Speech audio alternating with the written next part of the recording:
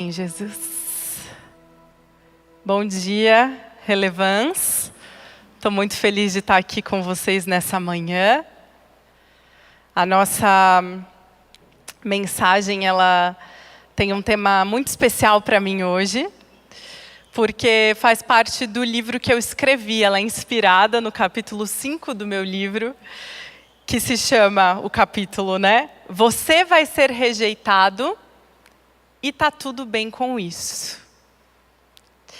E foi uma das coisas que eu aprendi na caminhada com o Senhor. E para quem não sabe, meu livro se chama Coragem, Apresente-se à Vida.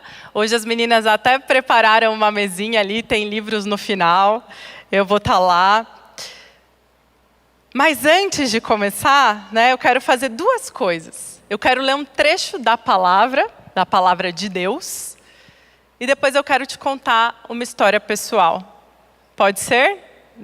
Eu estava na dúvida, que história eu ia escolher para contar hoje?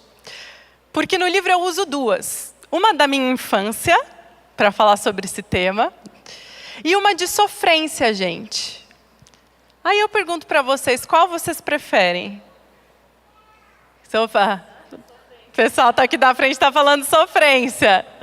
Eu imaginei, então eu me preparei para essa mesmo. Eu imaginei que essa é a mais interessante. A outra depois vocês leem. Abra a palavra de Deus em Lucas, no capítulo 10. Lucas 10. E nós vamos ler do versículo 1 ao versículo 13. Eu estou lendo a versão NVI. Tá? E esse é o texto de envio, quando Jesus enviou os seus 70, e alguns teólogos dizem 72. Fica aí a dúvida para a gente perguntar quando a gente chegar aos céus. Jesus foram 70 daquela vez ou foram 72?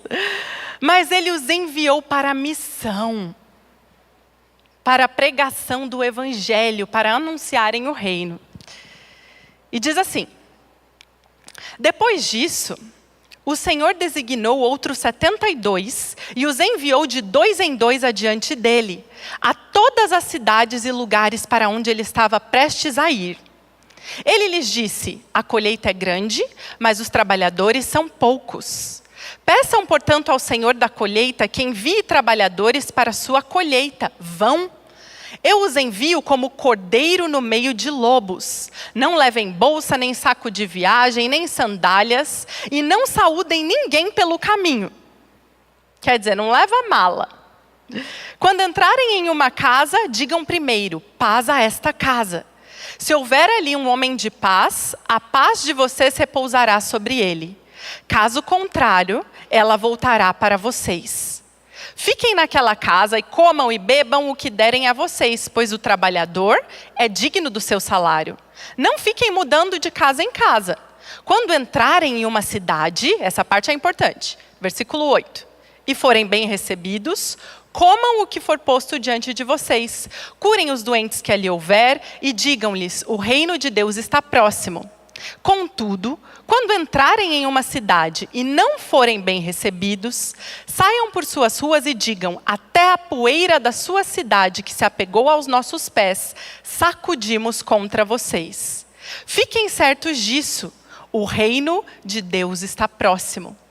E eu lhes digo que naquele dia haverá mais tolerância para Sodoma, que foi uma cidade, né, de perdição no Antigo Testamento, do que para aquela cidade. Tá bom até aqui? Nós lemos até o 12. Amém? Essa é a palavra de Deus. Então Jesus, ele enviou os discípulos com muitas orientações específicas. E eram orientações que o próprio Jesus estava acostumado a seguir. E é interessante, né? Quando a gente fala sobre rejeição, porque rejeição é uma coisa difícil da gente lidar. Sabe que eu fiquei até na dúvida quando eu fui usar essa palavra no título, porque normalmente a gente não gosta de palavras desagradáveis. Rejeição é uma palavra desagradável. Palavras desagradáveis não são tão atrativas. Então eu vou contar a minha história, gente. Era uma vez, alguns anos atrás, conheci um garoto. Excelente contador de histórias. Advogado. Tínhamos muitos amigos em comum e a gente começou a conversar. E a conversa foi dando em algo mais. E eram muitas mensagens, eram ligações. E eu estava incerta, será que eu quero me envolver com essa pessoa? Será que não? Como vai ser?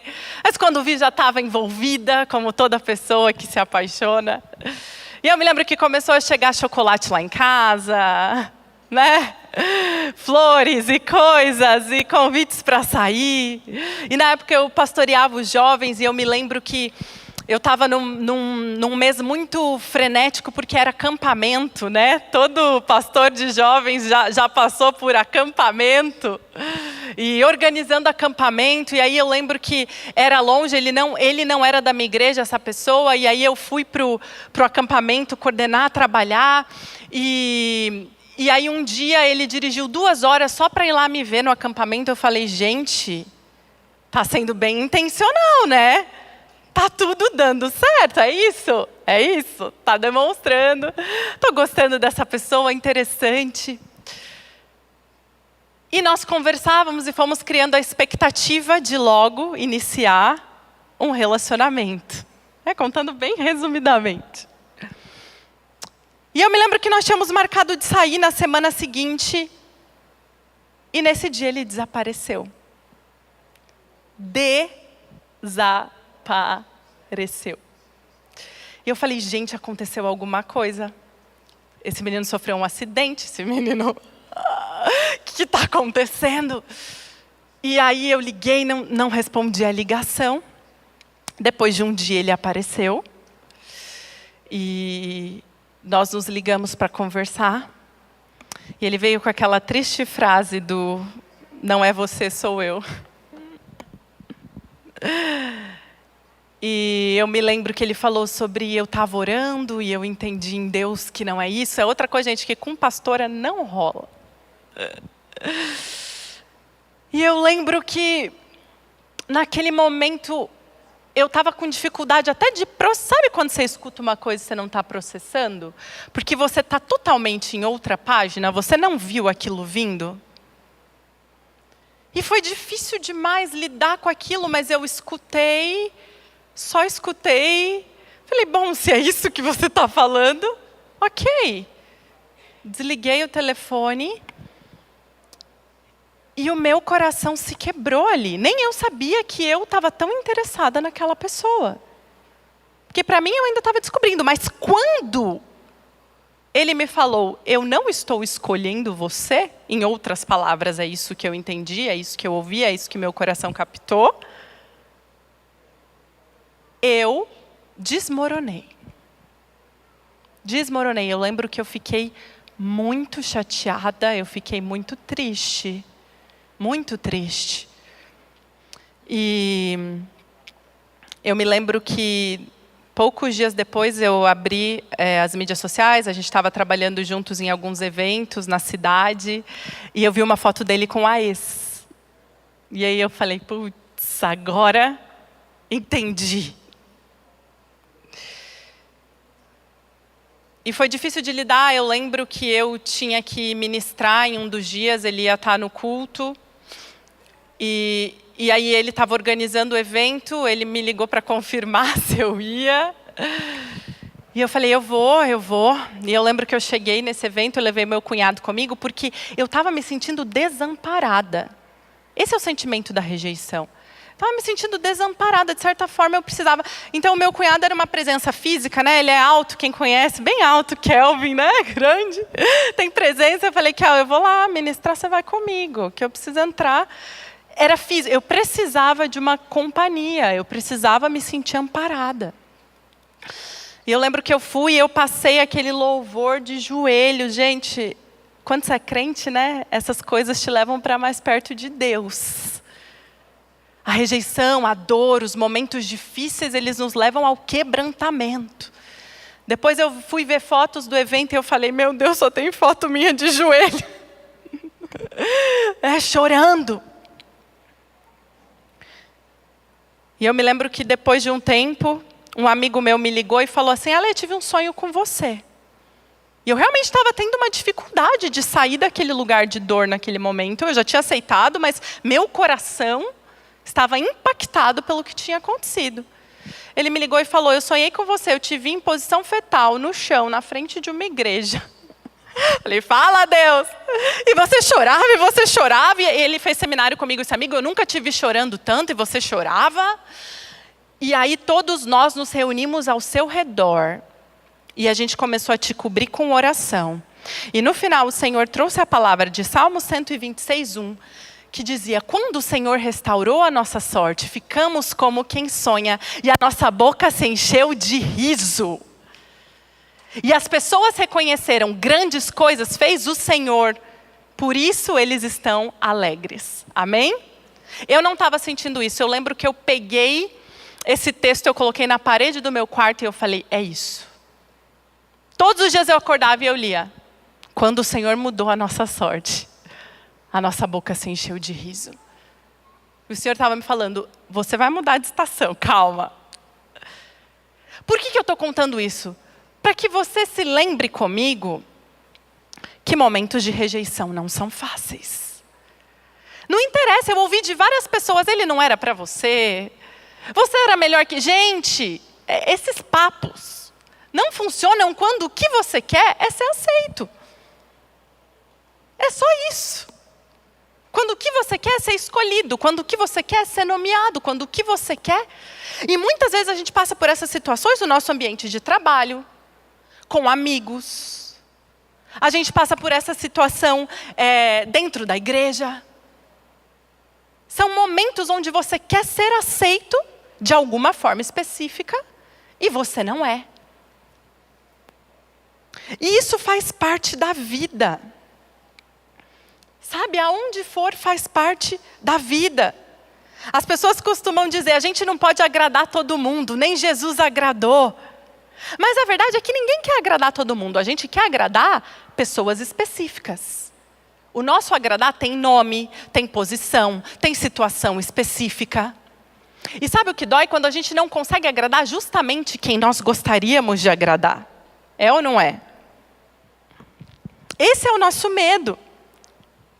Tanto que a rejeição que marca a alma das pessoas é aquela por quem elas têm maior afeição. É aquela que significa algo para elas. Não é qualquer situação. Mas eu vi algo muito interessante quando Jesus decidiu enviar os seus discípulos. Ele afirmou que em algum momento eles seriam rejeitados.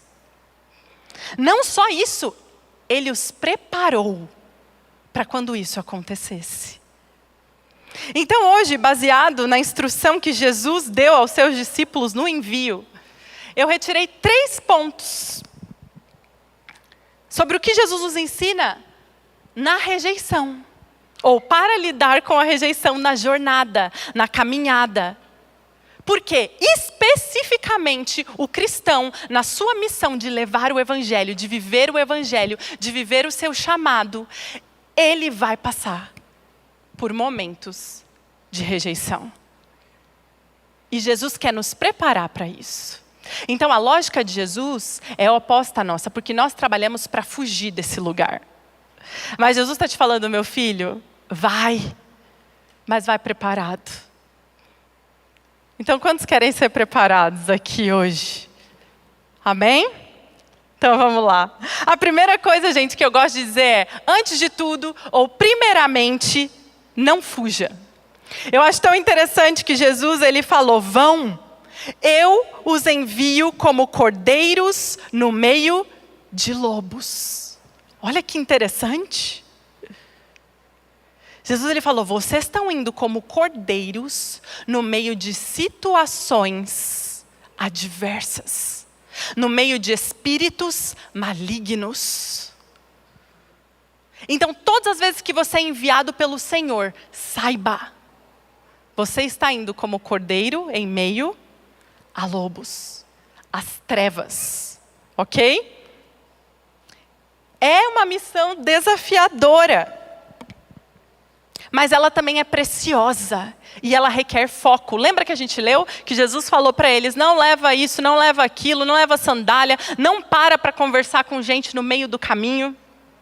Sabe por quê? Porque quando a gente teme, muitas vezes a gente posterga. E quando a gente tem falta de urgência, a gente posterga também. Então, quando você tem falta de urgência, tudo bem você parar para conversar. Tudo bem você se distrair. Mas quando você entende que você está carregando uma mensagem preciosa, então você precisa focar. Agora vamos falar da nossa rejeição. Quando você tem medo de ser rejeitado, muitas vezes você atrasa algumas coisas. Você procrastina. Você não vai fazer aquela ligação. Você não vai ter aquela conversa. Você não vai ter a coragem de se desafiar a fazer algo novo. E o Senhor está falando aqui, vão. Então a primeira coisa, não fuja da vida. Não fuja da missão que Deus colocou no seu coração. Não fuja de conversas difíceis. Não fuja. O medo da rejeição pode nos paralisar. Pessoas sabotam boas oportunidades por isso. Eu já conversei com pessoas que me falaram assim, olha, eu senti que eu ia ser demitida, eu fui lá e pedi demissão. Oi? E se o seu chefe queria só ter uma conversa com você e te orientar? E se ele fosse te promover? Você está entendendo? Mas por causa do medo de ter aquela interação, a pessoa pula fora. Você está perdendo uma oportunidade. Muitas vezes tem gente que não consegue demonstrar seus sentimentos por medo de rejeição. Tem pessoas hoje em casamentos que às vezes não conseguem iniciar conversas, não conseguem ter atitudes carinhosas por medo de não correspondência. Tem pais que não conseguem ser carinhosos com seus filhos por um medo de não correspondência muitas vezes. Tem filhos que têm o mesmo com seus pais. Claro que isso tem raízes, vem de lugares, mas o que eu quero dizer, esse medo de não ser correspondido pode estar te paralisando. A gente faz de tudo, né, para não passar nesse lugar. Mas sabe o que eu acho lindo? Quando Jesus disse para os discípulos vão, é porque Ele foi o primeiro. Nós cremos num Deus que Ele não se poupou pela possibilidade de rejeição. Esse versículo da palavra sempre me impacta, João 1,10 que diz, aquele que era a palavra, falando de Jesus, estava no mundo. E o mundo foi feito por intermédio dele. Mas o mundo não o reconheceu. O que é isso? Rejeição. Gente, Ele criou o mundo. Deus tinha todo o direito de ser reconhecido na pessoa de Jesus. Ele criou o mundo. E Ele veio para os seus. A palavra diz que os seus, os que mais importavam, não o receberam. Naquele contexto, naquele momento, era a porta de entrada. Era de quem Ele esperava, não os receberam. Mas mesmo assim Ele veio. Mesmo assim Jesus se manifestou aqui na terra. Ele veio. Então minha primeira pergunta para você, na sua vida, na sua chamada, no que você tem hoje para cuidar, a minha pergunta é, aonde você precisa ir? A quem o Senhor tem te enviado? A que situações Ele tem te enviado? Não fuja. Deus, Ele era tão generoso que o próprio Jesus nos ensina que é melhor dar do que receber. Muitas vezes nós queremos calcular o nosso dar pelo quanto nós vamos receber, por medo de rejeição. Eu vou dar mais do que eu vou receber. A conta não vai fechar. Não vou dar. Lembre-se que Deus, Ele veio. Mesmo sem certeza de quantos o receberiam. Amém? Vocês estão comigo? Ponto número 2. Durante a sua jornada, encare a rejeição. Então, primeiro, não fuja. Depois, encare. O texto de Lucas 10, 5 e 6 diz assim, quando entrarem em uma casa, digam primeiro, paz a esta casa. Se houver ali um homem de paz, a paz de vocês repousará sobre ele. Caso contrário, ela voltará para vocês.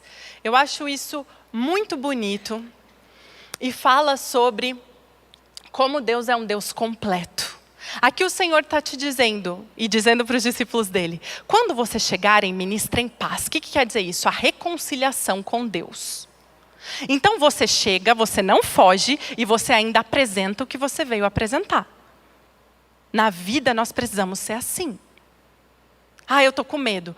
Eu acho que não vai dar. Eu acho que não vão receber a pregação do Evangelho. Você vai e apresenta.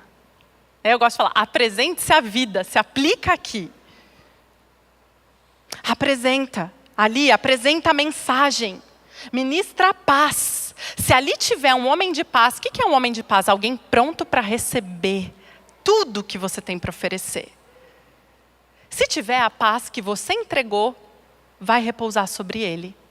Mas se não, você vai voltar para casa vazio. Não, não é isso que a Bíblia fala. A Bíblia não fala isso, a Bíblia fala, ela retornará para você. Olha que lindo. Quer dizer, você pode dar, você pode investir, você pode ministrar, você pode colocar seu coração, você pode inclusive se apaixonar.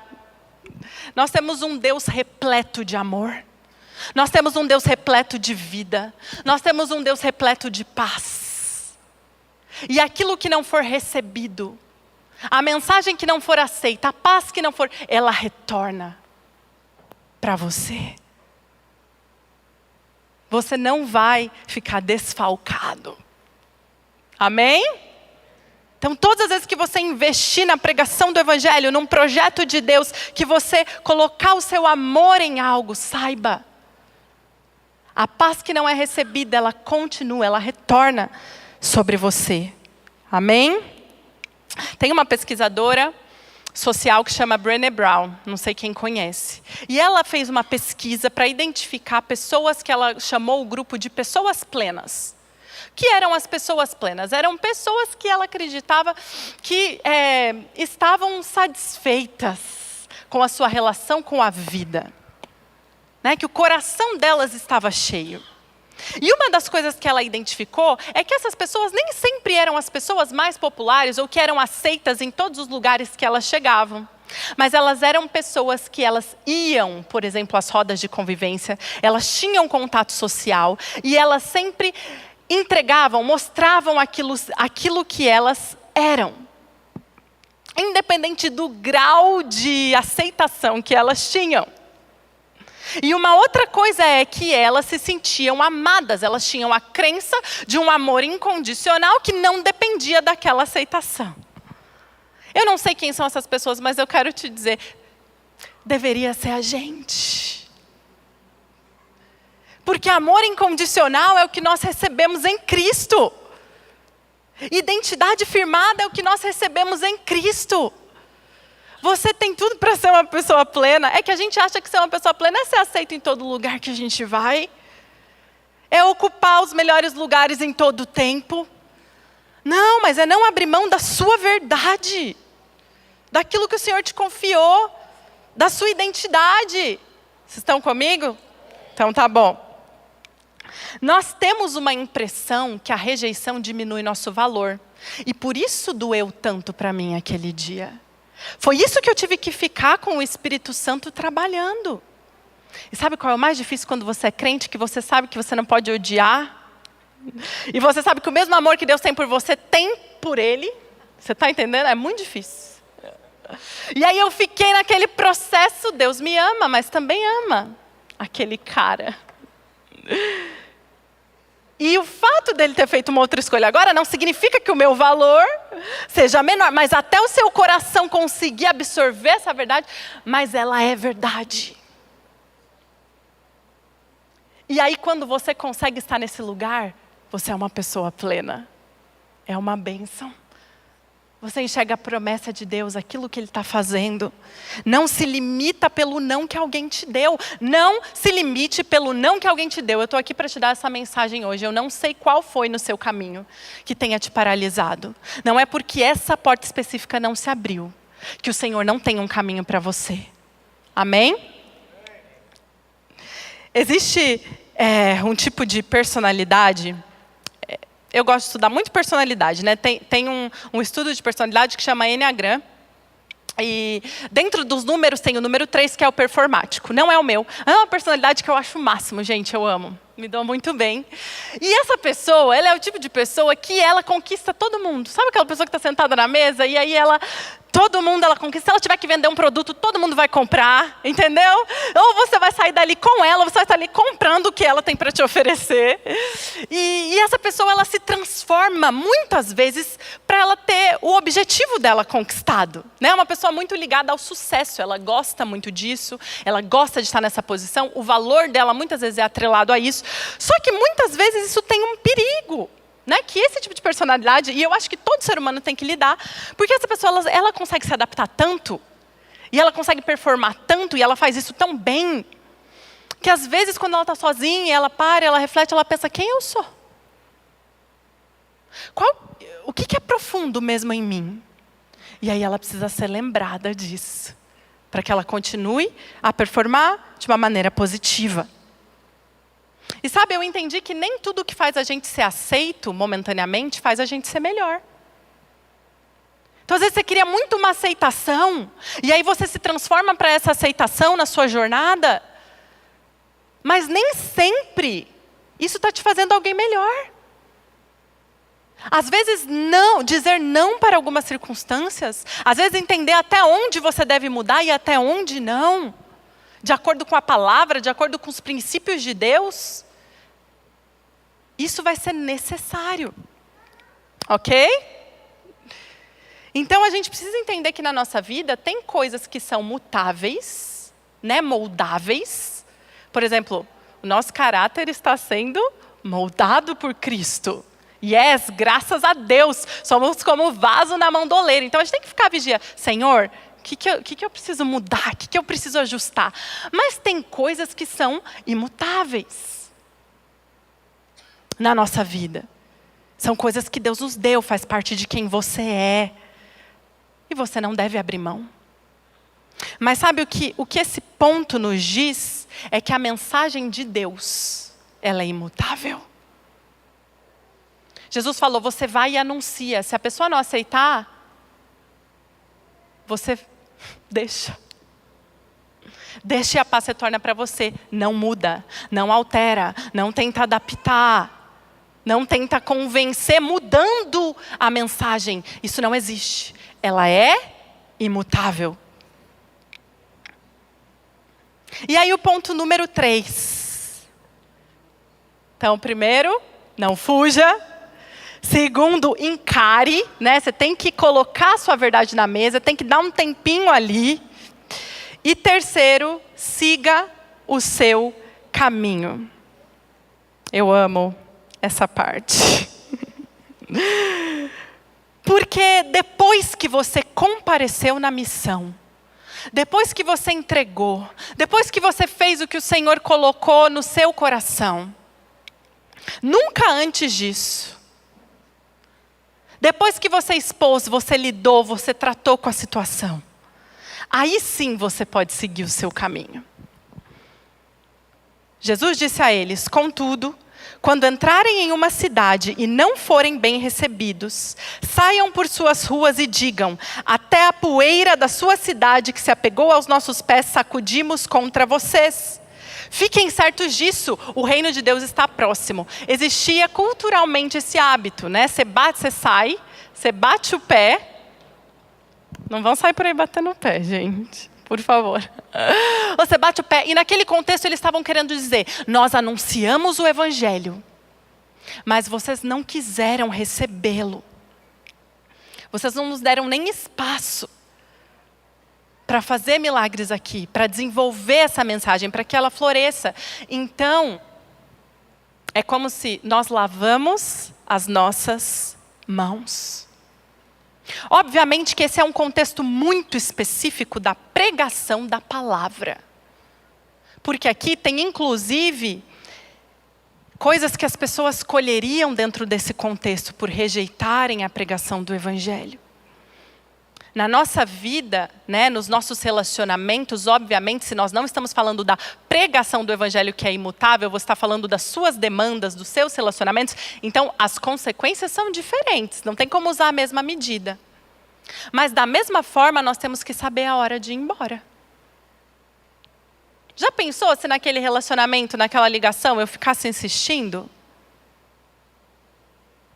Tinha necessidade?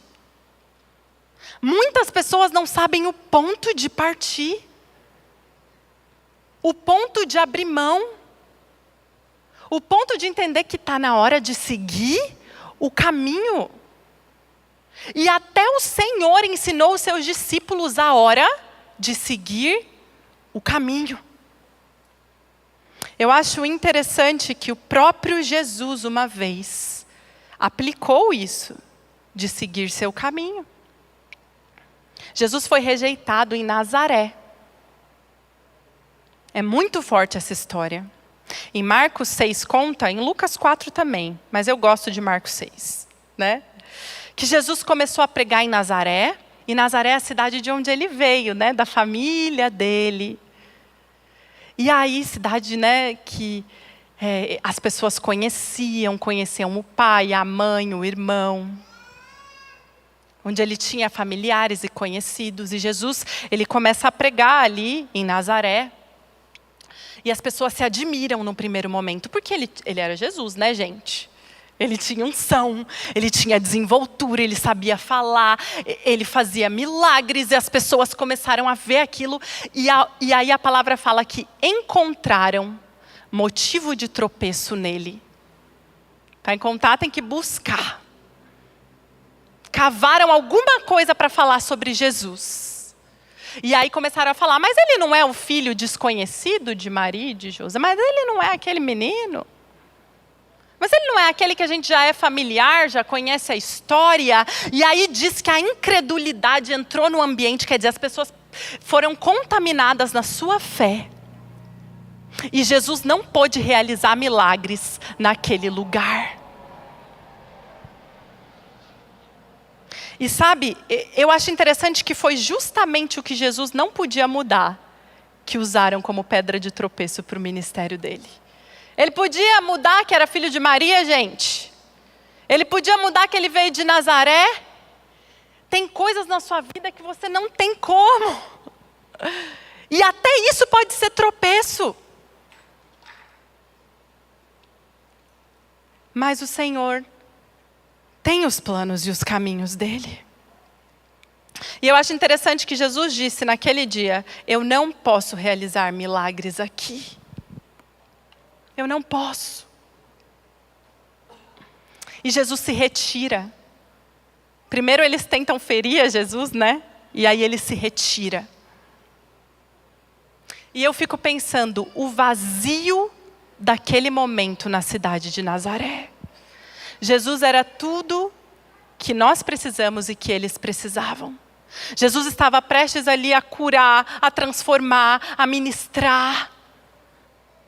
Mas eles não tiveram fé em Jesus, porque eles tinham uma concepção, porque eles já conheciam Ele.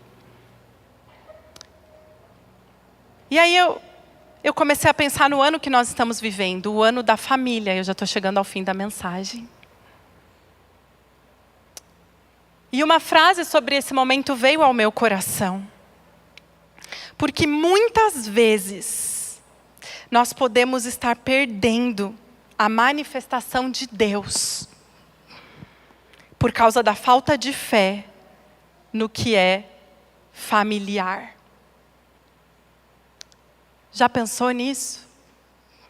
Às vezes você conhece os seus amigos de RG, você conhece os pastores, você conhece o Relevância, você conhece a sua esposa, você conhece o seu marido, você conhece os seus pais e os seus filhos. É tudo muito familiar para você. E o Senhor quer usar, talvez alguém dentro da sua casa. O Senhor quer usar um irmão, o Senhor quer usar um amigo de perto para te lembrar do seu destino profético. O Senhor quer usar o seu marido para te lembrar do seu chamado, Ele quer usar a sua esposa para te lembrar do seu chamado, e você está assim, não vale, porque é familiar. Só que naquele dia em Nazaré ficou um vazio. E eu creio que Deus vai realizar um grande avivamento na nossa igreja, através do que é familiar. através das nossas amizades, dos nossos relacionamentos, de quem conhecemos, através da nossa família. E nós precisamos sondar nosso coração. Senhor, será que eu tenho sido orgulhoso? Jesus, eu não quero perder a oportunidade de milagre. Uma coisa que eu aprendi é que a gente recebe de quem a gente aceita. A gente recebe de quem a gente honra. Pode ter alguém maravilhoso do seu lado para te entregar algo. Se você não aceitar, você não vai receber. E nós precisamos de olhos espirituais para não rejeitar os profetas de perto. Amém?